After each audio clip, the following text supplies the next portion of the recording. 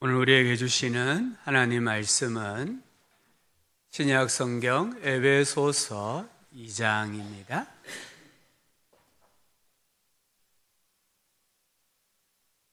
에베소서 2장 1절부터 9절까지 말씀을 교독하여서 읽도록 하겠습니다. 그는 허물과 죄로 죽었던 너희를 살리셨도다. 그때 너희는 그 가운데서 행하여 세상 풍조를 따르고 공중의 권세자를 따랐으니 곧 지금 불순종의 아들들 가운데서 역사하는 영이라. 전에는 우리도 다 그 가운데서 우리 육체의 욕심을 따라 지내며 육체와 마음이 원하는 것을 하여 다른 이들과 같이 본질상 진노의 자녀이었더니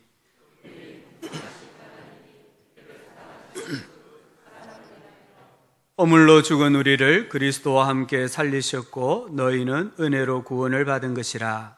또 함께 일으키사 그리스도 예수 안에서 함께 하늘에 앉히시니 이는 그리스도 예수 안에서 우리에게 자비하심으로써 그 은혜의 지극히 풍성함을 오는 여러 세대에 나타내려 하심이라. 너희는 그 은혜에 의하여 믿음으로 말미암아 구원을 받았으니 이것은 너희에게서 난 것이 아니요 하나님의 선물이라. 함께 읽읍시다. 행위에서 난 것이 아니니 이는 누구든지 자랑하지 못하게 함이라. 우리 아버지 좌우로 한번 인사합시다. 하나님이 우리의 힘이십니다. 그 하나님 의지하시고 또 올 한 해 남은 시간 우리 생에 복되게 살아가실 수 있기를 주님의 이름으로 축복합니다. 하나님의 사람으로 불렸던 모세가 시편 90편에서 이렇게 고백합니다. 주의 목전에는 천년이 지나간 어제 같으며 밤의 한 순간 같을 뿐입니다. 그러면서 또 10절에서는 이렇게 고백합니다. 우리의 연수가 70이요 강건하면 80이라도 그 연수의 자랑은 수고와 슬픔뿐이요 신속히 가니 우리가 날아가나이다. 여기 신속히 이 말은 화살이 날아가는 소리를 의미하는 거예요. 화살이 빨리 지나갈 때 지나가는 바람 소리가 있잖아요. 그 소리가 신속히 이 단어예요. 그리고 여기 날아가다라는 단어는 새가 아주 빠른 속도로 날아가는 것을 가리킵니다. 모세가 깨달은 것은 하나님은 천년이라는 긴 시간도 하루로 간주하실 수 있을 만큼 영원하신 분이다.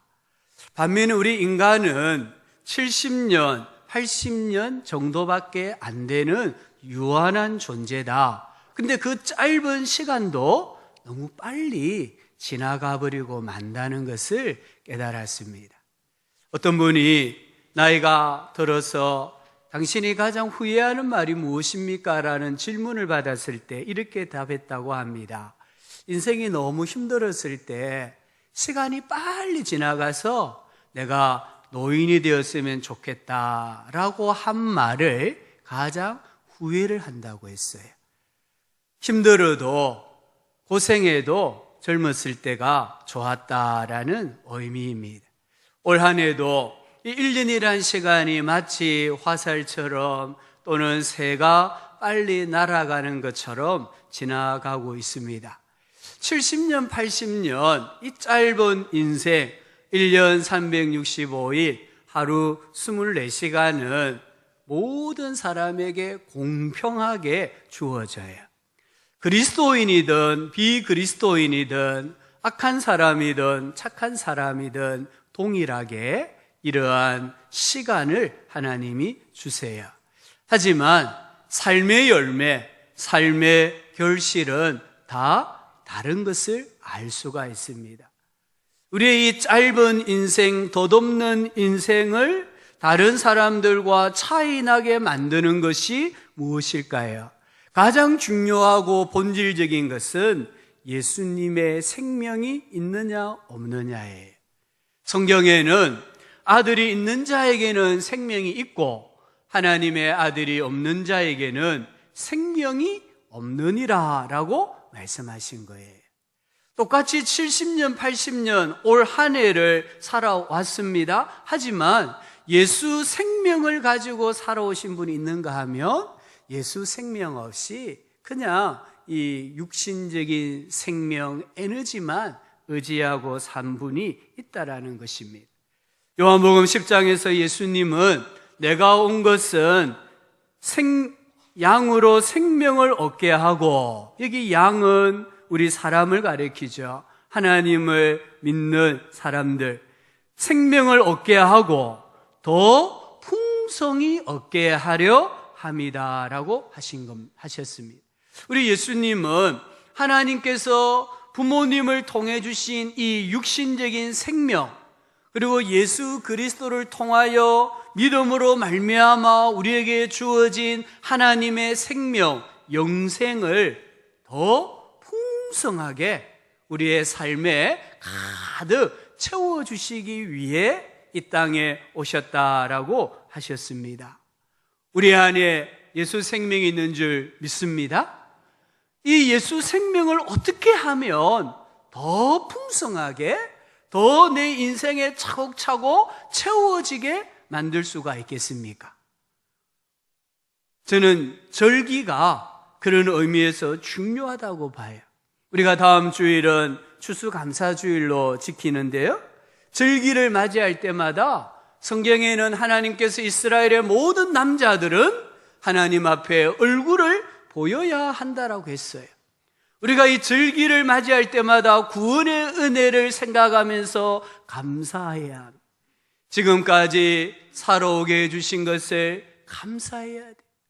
앞으로 살아가게 해주실 하나님을 신뢰하면서 믿음으로 감사하는 시간이 절기입니다. 그래서 절기는 우리 신앙생활에 아주 중요해요. 마틴 루터는 이런 말을 했습니다. 감사는 근본적인 기독교인의 태도다라고 했습니다.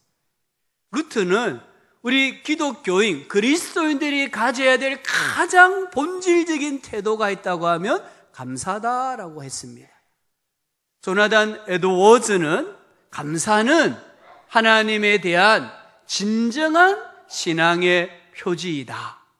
감사는 사람의 삶에서 하나님의 임재, 코람데오, 이 신전의식을 발견하는 가장 정확한 방법 중에 하나다라고 이야기했습니다. 중요한 고백인 것 같아요. 오늘 우리가 가져야 될 가장 기본적인 태도, 그 태도는 감사함이에요. 내가 정말 하나님 앞에서 신전의식을 가지고 살아가고 있는가를 확인할 수 있는 가장 중요한 명확한 방법 중에 하나가 감사라는 거예요. 내 신앙의, 내 영성의 깊이와 너비를 정확하게 측정할 수 있는 게 감사입니다.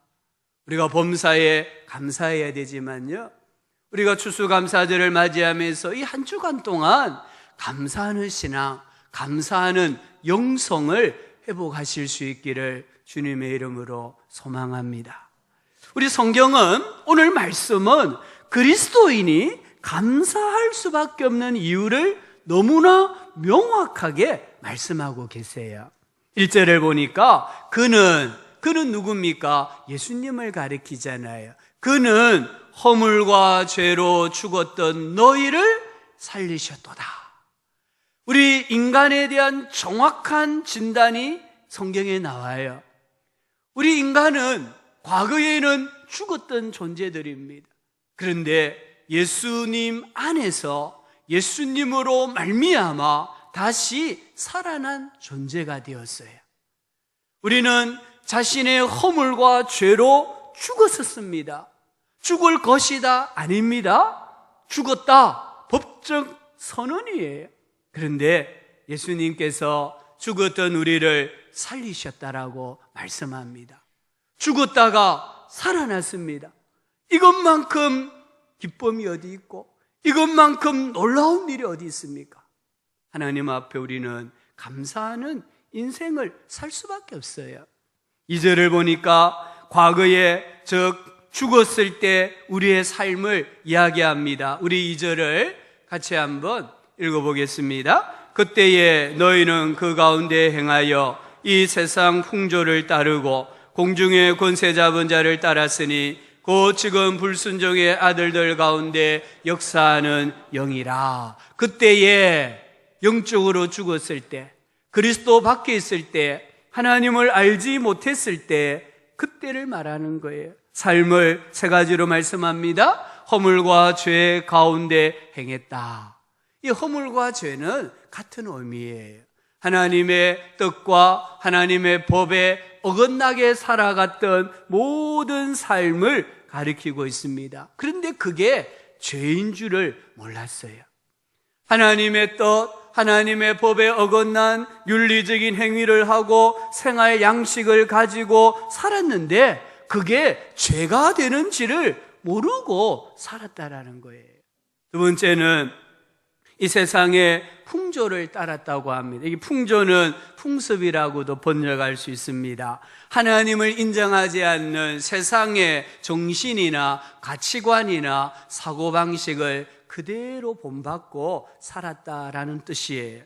세 번째는 공중의 권세 잡은 자를 따랐다고 했습니다. 여기 공중은 사탄이 활동하는 영역이에요. 사탄의 가르침과 사상을 추종하는 세력의 영역을 공중이라고 했어요. 여기 권세는 귀신들을 말합니다. 흑암의 세력들을 말합니다. 잡은 자는 우두머리, 지배자, 즉 사탄을 가리키고 있습니다. 우리는 과거에 예수님 믿기 전에, 구원받기 전에는 마귀가 주권을 행사하는 영역에서 마귀의 사상과 가르침과 지배를 받으면서 살아갔던 존재였습니다. 2절, 3절 다시 한번 보실래요? 여기 2절, 3절에 우리 다시 한번 말씀을 읽어봅시다. 그때에 너희는 그 가운데서 행하여 이 세상 풍조를 따르고 공중의 권세 잡은 자를 따랐으니 곧 지금 불순종의 아들들 가운데서 역사하는 영이라. 전에는 우리도 다 그 가운데서 우리의 육체의 욕심을 따라 지내며 육체와 마음에 원하는 것을 하여 다른 이들과 같이 본질상 진노의 자녀이었더니. 이 말씀은 중요한 말씀이에요. 이 말씀을 잘 보면 사탄이 지금도 역사하고 있다는 걸 보여줘요. 사탄이 어디서 역사하고 있습니까? 2절에서는 불순종의 영역에서 지금 활동하고 있다고 했습니다.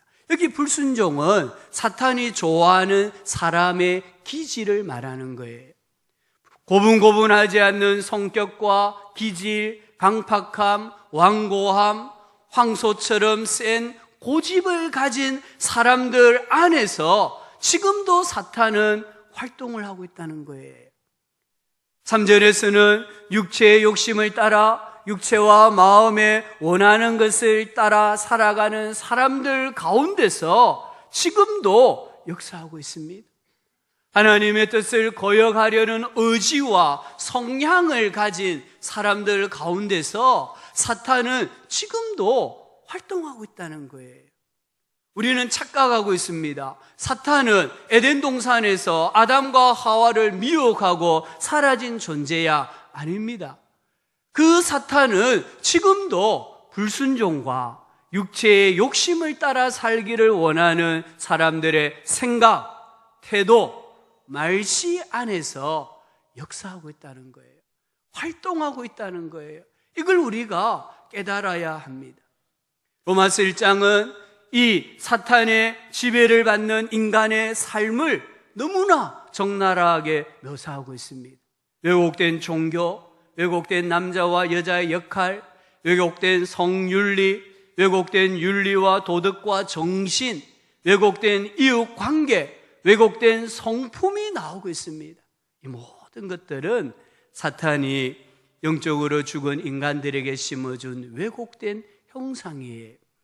로마서 1장에는 하나님을 알되 하나님을 영화롭게도 아니하며 감사하지도 아니하고 라고 했습니다. 예수님의 생명이 없는 사람은요, 마귀의 지배를 받아요. 마귀의 지배를 받는 사람의 특징이 뭐냐? 감사가 없는 거예요. 감사가. 감사하지 아니하며 절대 절망이고 절대 절규라는 거예요. 그래서 본질상 하나님의 진노의 자녀들이었다라고 말씀하고 있습니다. 여기까지만 생각하면 인생이 너무 비참해요. 우리 인생이 너무 절망이에요. 그런데요, 놀라운 반전이 있어요. 2장 4절부터 한번 보십시오. 긍휼이 풍성하신 하나님. 여기 보면 더 정확하게 번역하면 그러나가 들어가야 돼요. 그러나 긍휼이 풍성하신 하나님이 우리를 사랑하시 그 큰 사랑을 인하여 허물로 죽은 우리를 그리스도와 함께 살리셨고 너희는 은혜로 구원을 받은 것이라 함께 일으키사 그리스도 예수 안에서 함께 하늘에 앉히시니 하셨습니다. 여기 살리셨다 이 말은 구원하셨다란 말이에요. 예수님은 허물과 죽은 우리를 구원하셨도다 이렇게 말합니다. 8절은 이 구원을 하나님의 선물이다라고 했어요. 9절에 보니까 이 구원은 인간의 행위에서 난 것이 아니니 누구든지 자랑할 수 없다라고 했습니다. 다르게 말씀드리면 나의 구원은 전적으로 하나님이 하신 일이에요. 우리가 그 하나님을 찬양하고 그 하나님께 감사해야 한다는 말씀입니다.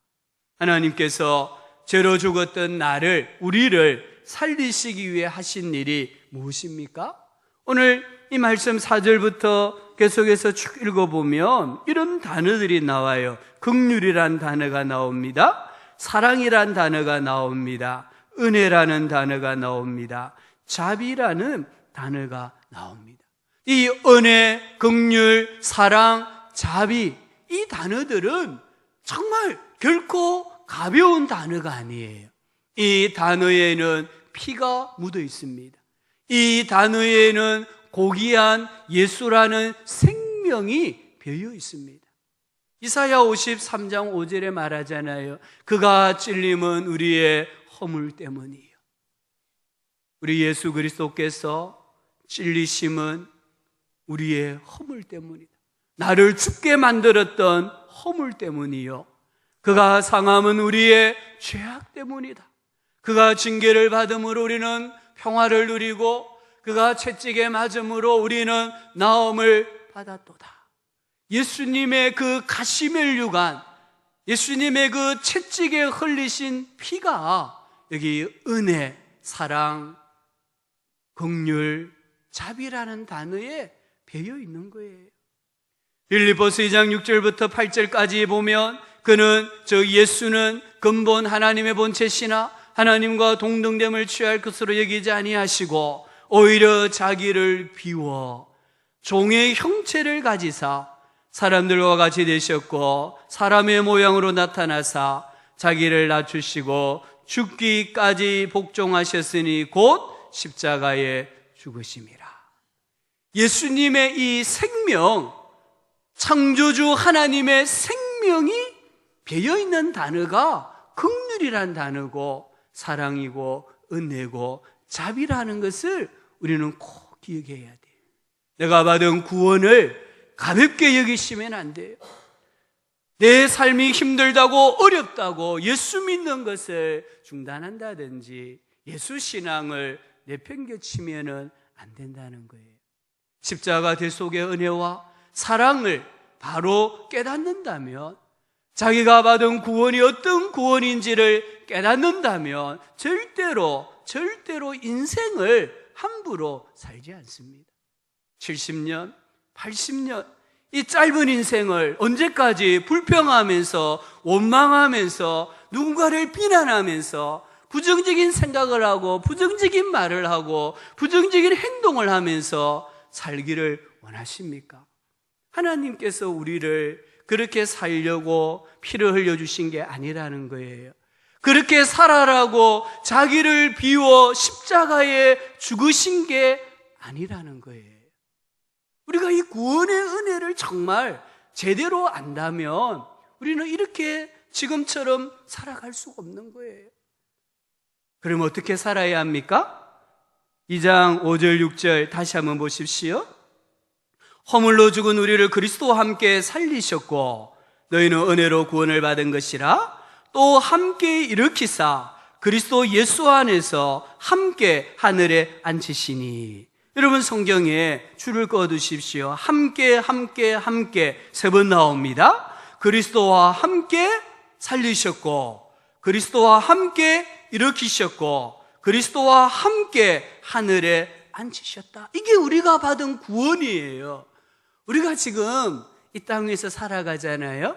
그러나 하나님이 보실 때에는 우리는 이미 부활해가지고 하나님 보좌 우편에 우리도 지금 앉아있는 거예요. 그게 우리가 받은 구원이에요. 앉을 것이다? 아닙니다. 이 전부 다 과거형이에요. 앉아있다라고 말하는 거예요. 살리셨다, 일으키셨다, 앉아있다라고 말씀하고 계시는 거예요. 이 사실만 우리가 제대로 알아도 우리가 어떻게 이 삶을 함부로 허비하면서 불평하면서 원망하면서 살아갈 수가 있겠습니까? 마틴 로이드 존스 목사님은 이 5절에 6절에 나오는 함께 살리셨다 이 말씀을 이렇게 적용을 했습니다. 새로운 기질, 새로운 성품, 새로운 방향을 가지게 되었다. 그리고 함께 일으키셨다 이 구절을 새로운 사고, 새로운 가치 기준을 가지게 되었다. 함께 앉히셨다. 성도의 위치, 성도의 권세, 그리스도와의 친밀함으로 적용해서 말씀을 전하셨습니다. 우리 그리스도인은 새로운 기질을 가진 사람들입니다. 새로운 성품, 새로운 방향, 새로운 사고, 새로운 가치 기준을 부여받은 사람들입니다. 새로운 기준이 무엇일까요? 로마서 12장 2절에 너희는 이 세대를 본받지 말라. 세대를 본받지 말라. 이 세대가 어떤 세대입니까? 로마서 1장 21절에 하나님을 알되 하나님을 영화롭게도 하지 아니하며 감사하지도 아니하고. 이 세대의 특징이 감사가 없다는 거예요. 디모데후서 3장 1절 이하에 보면 말세의 징조를 이야기하고 있습니다. 사람들은 자기를 사랑하며 돈을 사랑하며 감사하지 아니하며. 이 감사하지 않는 것 때문에 말세의 종말에 사람들이 고통을 당한다라고 말씀하고 있습니다. 거듭난 그리스도인, 구원받은 그리스도인이 가져야 할 새로운 기질, 새로운 성품, 새로운 사고, 새로운 삶의 방향은 그러면 무엇입니까? 데살로니가전서 5장 18절에 범사에 감사하라. 범사에 감사를 했습니다. 에베소서 5장 20절에 범사에 우리 주 예수 그리스도의 이름으로 항상 아버지 하나님께 감사해라. 범사에 주 예수 그리스도의 이름으로 감사해라. 골로새서 2장 6절과 7절에 너희가 그리스도 예수를 주로 받았으니 구원받았으니 그 안에서 행하되 믿음에 굳게 서서 감사함을 넘치게 해라. 감사는 아무나 하는 게 아니란 말이에요. 감사는 믿음에 굳게 서 있는 사람이 감사하고요, 믿음에 굳게 서 있는 사람에게서 감사가 흘러 넘치게 되는 거예요. 골로새서 3장 16절 17절에 그리스도의 말씀이 너희 속에 풍성히 거하여 무엇을 하든지 말에나 일에나 다 주 예수 이름으로 하고 그를 힘입어 하나님 아버지께 감사하라. 말씀이 내 안에 거하면, 하나님의 말씀이 내 삶 속에 풍성히 거하면 그 사람은 무엇을 하든지 말에나 일에나 다 하나님께 감사하게 된다라고 말씀하고 있습니다. 구원받은 사람의 삶은 절대 감사합니다. 구원이 무엇입니까? 구원은 자유입니다. 진리가 너희를 자유케 하리라. 이게 구원이에요. 그러면 자유가 뭡니까? 방종일까요? 아닙니다. 마음대로 죄짓고 사는 게 자유입니까? 아닙니다. 자유는 오늘 말씀해 보면 공중 권세 잡은 자로부터의 자유예요. 마귀의 지배로부터의 자유예요. 마귀의 특징은 속박입니다. 억류입니다. 감금입니다. 조종입니다. 불신자들, 귀신을 두려워하는 자들에게는 자유가 없습니다. 이사할 때도 나를 잡아야 돼. 결혼식을 할 때도 나를 잡아야 되잖아요. 이사를 해도요, 머리를 어디에 두어야 될지 이게 고민이에요. 못을 하나 어디에 박아요? 못도 함부로 못 박아요. 죽어서까지도 관의 이 위치, 방향을 신경 써야 되는 거예요. 명당이 있습니까? 명당은 없습니다. 명당은 천국입니다.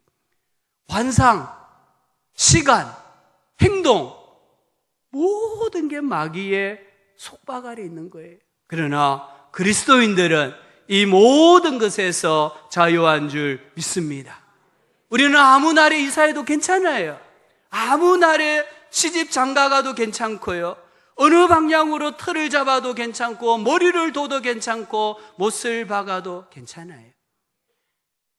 그리스도인은요, 사주팔자, 운세, 궁합, 애군, 이 모든 것으로부터 자유하는 줄 믿습니다. 이 자유가 얼마나 좋습니까? 감사해 보셨습니까? 우리는 부적이 없어도 괜찮아요. 우리는 굿을 하지 않아도 괜찮아요. 무당이나 점쟁이를 찾아가지 않아도 괜찮아요. 철학관에 가서 이름을 안 지어도 괜찮아요. 내 이름이 이상해서 계명을 해야 되는, 안 해도 괜찮아요. 손 없는 날 이사하셔도 괜찮아요. 불신자들이 쩔쩔 매고 있는 이 모든 영역에서 그리스도인들은 완전히 자유한 줄 믿습니다. 하나님께 감사해야 되는 거예요. 구원이 무엇입니까? 구원은요, 에베소서 5장 8절에 보니까 이렇게 설명을 또 해요. 너희가 전에는 어둠이더니 이제는 주 안에서 빛이다 라고 하십니다. 어둠의 영역에서 빛의 영역으로 옮겨간 것, 이사간 것이 구원이라는 거예요. 이 어둠이 뭔지 아세요? 빛이 뭔지 아세요? 미국 플로리다의 템파베이 열린교회라고 있어요. 이 교회 담임 목사님 성함이 주명식 목사님인데요, 그분의 어머니가 무당이었다고 해요. 할머니도 무당이었어요. 그러니까 대를 이어 무당이죠. 무당은 자기 자식이 무당되는 걸 절대 원하지 않는다고 합니다. 그래서 이 목사님의 어머니의 어머니가, 외할머니가 자기 딸만은 무당이 안 되게 하려고 집에 이 신당은 숨겨 놓았다고 해요. 근데 엄마가요, 이 신내림이 있었고 신내림 구스로 인해서 무당이 되고 말았어요. 무당이 되었을 때 이 어머니가 하루에 담배를 3갑을 피웠대. 줄 담배를 피는 거예요. 소주를 사발에 부어가 마셨대요. 원래 엄마는 술도 담배도 입에 대지 않는 분이셨는데, 이 무당이 되고 난 뒤부터는 그렇게 담배를 피우시고 술을 아무리 말려도 안 되는 거예요. 왜냐하면 할아버지 귀신이 내려진 거예요. 그래서 술을 마시게 되고 담배를 피우는 거예요. 자기의 의지가 아니라 마귀의 영향력인 거예요. 그래서 어느 날 이 어머니가 전도를 받았습니다. 예수 그리스도는 주시다, 이렇게 고백함으로 마귀가 떠나가고 예수님을 영접하여 지금은 70세가 되셨는데 권사님이 되신 거예요. 당연히 술도 끊어졌죠. 담배도 끊어졌죠. 마음이 편안해진 거예요. 얼굴이 환해진 거예요. 왜 그렇습니까? 어둠에서 빛으로 옮겨졌기 때문입니다. 우리가 예수님을 나의 주, 나의 하나님으로 믿고 고백하면서 꼭 기억해야 할 사실은, 나는 그리스도인인 나는 감사하는 기질, 감사하는 성품, 감사하는 태도, 감사하는 사고로 변화되었다는 사실입니다. 이것을 깨달을 때에 우리는 감사할 수가 있어요. 우리는 무조건 감사하는 삶으로 인생이 바뀌어졌습니다. 사랑하는 교회 여러분, 우리에게 영적인 깨달음이 있어야 돼요. 감사는요, 깨달은 사람의 몫이에요. 깨닫지 못한 사람은요, 죽어도 감사가 안 돼요. 근데 깨닫고 나면요, 모든 것이 감사가 돼요. 무엇을 깨달아야 될까요? 생명입니다. 이 생명요, 하나님이 덤으로 주신 거예요. 올 한 해 덤으로 사신 거예요. 생사의 고비를 넘긴 사람은 태도가 공통점이 뭐냐 하면 만물이 새롭게 보인대요. 우리도 마찬가지. 우리도 죽었다가 살아났잖아요. 그럼 우리는 예수 믿는 그 순간부터 인생은 덤이에요. 생명은 덤이에요. 제가 이름은 기억 못하지만 우리나라에 아주 유명한 음악가가 있습니다. 이분이 한 번은 강물에 빠져서 떠내려갔대요. 이제 죽었다 싶고 떠내려가다가 큰 바위 하나를 간신히 붙잡았대요. 그 바위에 누워서 하늘을 쳐다보는데 하늘이 그렇게 푸르더래요. 그런데요, 지나서 보니까 그날 하늘은 먹구름이 가득 껴 있었어요.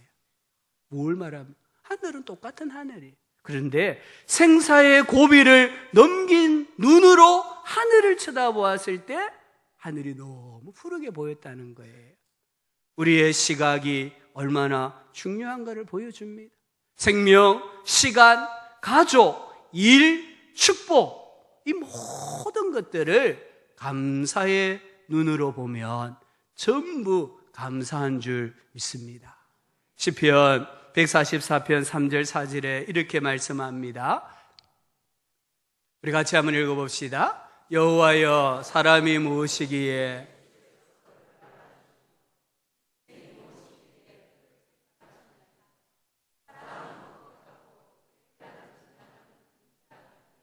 아멘. 여호와여, 사람이 무엇이기에. 여기 사람은 시인, 오늘 읽는 우리를 가리키는 거예요. 여호와여, 내가 무엇이기에 주께서 나를 알아주십니까? 내가 무엇이기에 나를 생각하고 계십니까? 나는 헛것 같고 나는 지나가는 그림자와 같은 존재인데 하나님이 나를 알아주시고 나를 생각해 주셔서 여기까지 살아왔습니다. 이 고백이잖아요. 예레미야가 3장 22절, 23절도 같이 읽어봅시다. 여호와의 인자와 긍휼이 무궁하심으로 우리가 진멸되지 아니함이니이다. 이것이 아침마다 새로우니 주의 성실하심이 크시도소이다. 아멘. 우리를 향한 하나님의 인자와 긍휼이 아침마다 새롭다는 거예요. 얼마나 이게 감사합니까? 내가 아침에 눈을 떴을 때 하나님의 사랑하심과 긍휼이 여겨주심이 새롭다는 거예요. 나에게 생명과 에너지와 나에게 꿈과 시간과 이 모든 것들을 하나님께서 아침마다 매일매일 새롭게 해주신다. 이 사실을 깨달을 때에 우리 하루는요 행복하고요, 하루는 감사로 충만한 줄 믿습니다. 우리 성도님들, 일상이 기적이라는 것을 알고 계십니까? 정말 1년 동안 살아오면서 일상에 내가 숨 쉬는 거, 대변, 소변 보는 거 감사해 보셨습니까? 침을 삼키는 거 감사해 보셨습니까? 우리가 다니엘 기도회 때 어느 환우를 보았잖아요. 이 어린아이인데요, 침을 못 삼켜요. 그래서 페트병을 들고 다니면서 하루 종일 나오는 침을 뱉어내야 돼요. 그런데 우리는 침도 꿀꺽, 가래도 꿀꺽, 약도 꿀꺽, 꿀떡도 꿀꺽 삼키잖아요. 이게 여러분 기적이라는 거예요. 물을 마셨는데 물이 기도로 내려가지 않고 식도로, 우리 여기 관이 2개 있거든요. 하나는 기도, 하나는 식도예요. 그래서 간혹가다 음식 먹다가 이렇게 막 살에 걸리는 그 식도에 가야 되는데 기도에 갔기 때문에 그런 거예요. 내가 물을 마셨는데 그 물이 만약에 기도로 내려가면 죽습니다. 근데 식도로 내려가잖아요. 감사해야 되는 거예요. 어떤 분은요, 대소변이 자연적으로 안 돼. 그래서 호수를 꽂았고요, 주머니를 늘 차고 다니는 분도 저는 보았습니다. 우리가 살아가면서 일상적인 거, 평범한 거, 너무나 지극히 당연하게 여기고 살아왔던 것들이 기적이다, 감사다라고 느껴질 때 그 사람은 진짜 성숙한 사람이 되는 거예요. 두 번째는요, 주신 것에 집중할 때에 감사할 수 있습니다.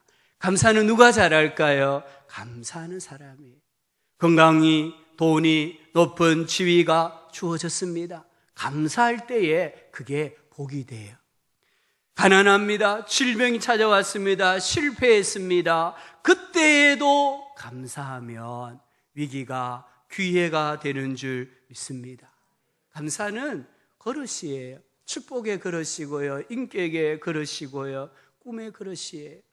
상처에 집중하면 상처의 사람이 돼요. 그러나 감사에 집중하면 감사의 사람이 되는 줄 믿습니다. 하나님이 허락하신 모든 것에 감사하시기 바랍니다. 주신 복을 세워보시기 바랍니다. 한 주 동안, 다음 주일이 추수감사주일인데요, 예배하러 오시기 전까지 주신 복을 한번 세워보세요. 받은 거, 있는 것을 세워보세요. 아마 A4 용지 한 장이 부족할 것입니다. 세워볼 때에 이렇게 고백할 수 있어요. 여호와는 나의 목자시니 내게 부족함이 없으리로다. 다윗 보통 사람이 아닙니다. 여호와는 나의 목자시, 여호와는 나에게 금덩어리를 줬어, 이래 하지 않고 여호와는 나의 목자시니 아무것도 준 게 없어요. 그런데 그냥 하나님이 목자로 옆에 계시는 거예요. 그런데 내게 부족함이 없으리로다. 주님만 옆에 계시면 부족함이 없다는 거예요. 그가 나를 푸른 풀밭에 누이시며 쉴만한 물가로 인도하시는 도다. 주신 것을 세워볼 때에 여호와는 나의 목자시니 내게 부족함이 없으리로다 고백하게 되는 줄 믿습니다. 세 번째는요, 고난에도 감사하셔야 돼요. 이게 우리와 하나님을 모르는 사람들, 예수 생명이 있는 사람과 예수 생명이 없는 사람들을 구분짓는 특징 중에 하나예요. 진짜 깨달음과 감사는 고난의 때에 하는 겁니다. 우리는 자꾸 착각해요. 내가 많이 가져야 감사하게 되고 내가 정상에 올라가야 감사할 수 있다고 착각해요. 그런데 성경을 보십시오. 위대한 인물들을 보십시오. 전부 다 실패했을 때, 좌절했을 때, 상실을 경험했을 때, 인생이 바닥에 내려갔을 때에 하나님 감사합니다라고 고백한 사람들이에요. 시편 119편에 고난당한 것이 내게 유익이라, 이런 고백을 우리는 할 수 있어야 됩니다. 고난당한 것이 내게 유익이라, 이로 고난으로 말미암아 내가 주의 율례를 배우게 되었나이다. 한국 선언성교회를 설립한 최종원 목사님이라고 계세요. 지금은 연세가 많이 드셨어요. 근데 이분이 최근래에 2번 쓰러지셨어요. 심경경색으로 2번 쓰러져가 정말 생사고비를 넘긴 분이세요. 근데 이분이 자기가 쓰러졌을 때, 그리고 살아났을 때 하나님께 이렇게 기도했대요. 주님, 왜 저를 데리고 가시지 아니하셨습니까? 제가 그냥 딱 쓰러졌을 때 주님 저를 천국으로 데리고 가셨으면 더 좋았을 텐데 왜 저를 데려가시지 않고 살려주셨습니까? 이런 기도를 드렸대요. 그런데 그 기도를 드리니까요, 자기 마음에 이런 생각들이 떠오르더래요. 자기가 선언성교회를 설립하고 회장이었기 때문에 후배 선교사들에게, 직원들에게 말을 함부로 하고 상처를 주었던 그런 것들이 다 기억이 나더래요. 그래서 일일이 선교사를 찾아갔대요.